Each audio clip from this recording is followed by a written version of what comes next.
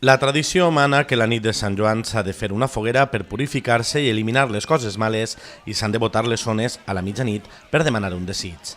Des de fa uns anys, aquesta tradició i la consideració d'esta nit com una nit màgica s'ha tornat a posar de moda, de manera que són molts els qui s'acosten a la platja més pròxima per sopar a la fresca i complir amb el ritual. El regidor de platges, José Gil, ha anunciat en el ple d'este matí que els socorristes cobraran avui o demà.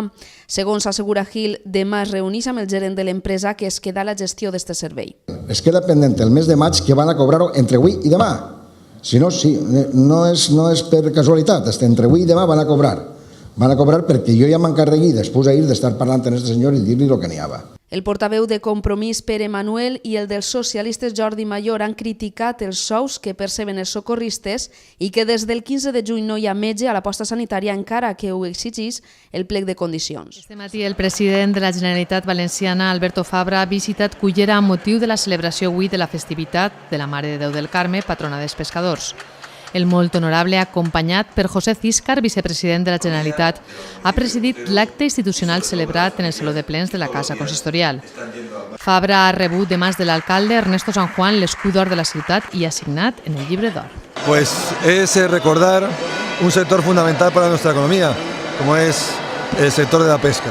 El Sucro Futbol Sala ha celebrat el seu 30 aniversari amb un cap de setmana ple d'activitats.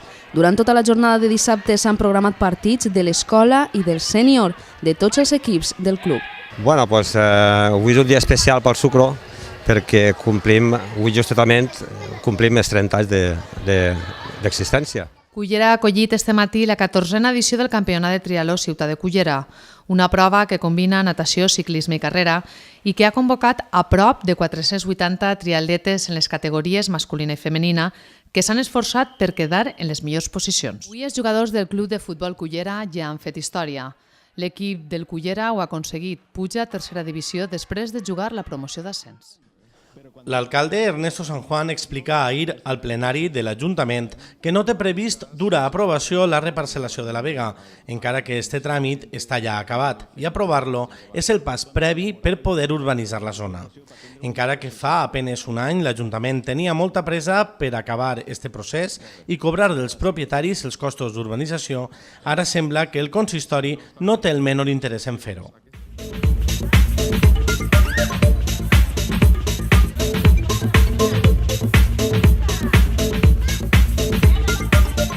La Unió Musical de Benimodo de València es va proclamar ahir guanyadora en la quarta edició del Certamen Nacional de Bandes de Música de Cinema Ciutat de Cullera. Benimodo interpreta com a pasdoble lliure en la desfilada Larga Cordobesa de Martínez Gallego i va escollir com a banda sonora Henry V de Patrick Doyle, que interpreta sota la direcció del seu director Jesús Perelló. Cullera Televisió ha llançat una app totalment gratuïta que ja es pot veure a totes les televisions Samsung comprades des de 2010 i molt prompte podrà veure's a la resta d'aparells LG, Sony o Philips, entre altres. Amb este nou servici d'informació, CTV ha aconseguit trencar les barreres legislatives imposades per la TDT i el nostre canal d'informació ja es pot veure a les televisions de casa quan qualsevol altre. La intensa pluja que ha caigut este matí ha perjudicat algunes zones de Cullera. La carretera del Far ha hagut de ser tallada pel matí al trànsit a l'altura de la platja de Los Olivos a causa de la pluja. El fem i la terra procedents del barranc de la muntanya ha taponat la claveguera i l'asfalt no ha aguantat i ha rebentat. Esta mateixa vesprada encara estava tallat un carril al trànsit i estaven treballant els efectius per tapar provisionalment el forat perquè el trànsit pugui transcórrer amb normalitat per esta zona.